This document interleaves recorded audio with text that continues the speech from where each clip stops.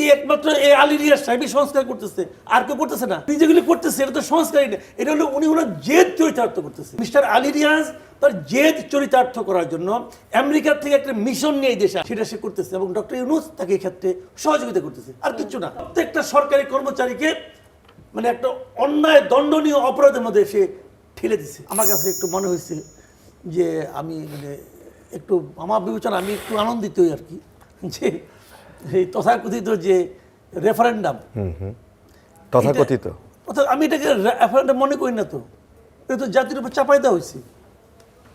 এবং এই রেফারেন্ডাম আমি মনে করি এটা কোনোভাবে গ্রহণযোগ্য রেফারেন্ডাম না। এই রেফারেন্ডাম নির্বাচন কমিশনের উচিত এটা বন্ধ করে দেওয়া, এটা একদম বন্ধ করে দেওয়া উচিত। কারণ এই রেফারেন্ডামের জন্য এই দেশের প্রত্যেকটা জেলা প্রশাসক দণ্ডনীয় অপরাধ করছে এই সরকারের প্ররোচনা এবং চাপে। দণ্ডনীয় প্রত্যেকটা জেলা প্রশাসকের জেল হওয়া উচিত 1 বছর করে।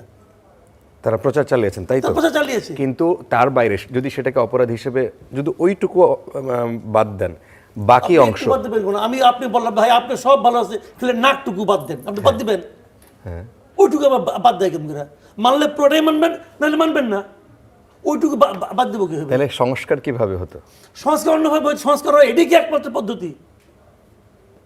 এই পৃথিবীতে কি একমাত্র এই আলী রিয়াজ সাহেবই সংস্কার করতেছে, আর কেউ করতেছে না?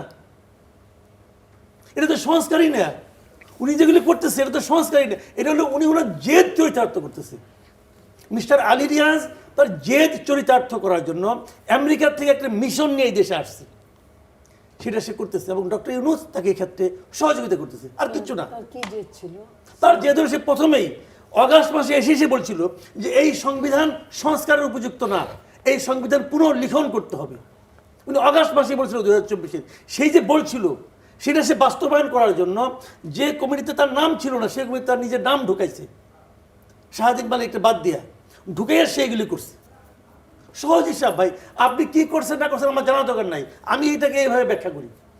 আচ্ছা, জাতি হিসেবে আমাদের এর চেয়ে লজ্জার, এর চেয়ে অপমানের আর কিছু হতে পারে না।